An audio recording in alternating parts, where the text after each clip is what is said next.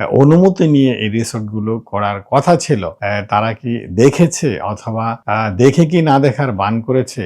এটা তো অবশ্যই হয়েছে। তো এদের আসলে শাস্তি কোথায়? এদের আসলে জবাবদিহিতা কোথায়? এখানে শত, শত ঘর পুড়েছে এবং আ বলা হচ্ছে যে ৳১০০ কোটি মতো ক্ষয়ক্ষতি হয়েছে। এই ক্ষতিপূরণটা কে দিবে? এবং এই যে আ মানুষের স্বপ্নের রিসোর্ট, যার রিসোর্টের আয় থেকে যাদের সংসার চলতো এবং সারা বাংলাদেশ থেকে যারা সেখানে গিয়ে রাত্রি যাপন করত, একটি পাহাড়ের অপার সৌন্দর্য উপভোগ করত, সেটা তো হয়তো কিছুদিনের জন্য বিঘ্নিত করবে। কিন্তু এই যে এত বড় একটি ক্ষয়ক্ষতি, সে তার দায়-দায়িত্ব কে নিবে? আদৌ কি কেউ নিবে? আদৌ কি কেউ জবাবদিহিতে আসবে এই ঘটনার পরে?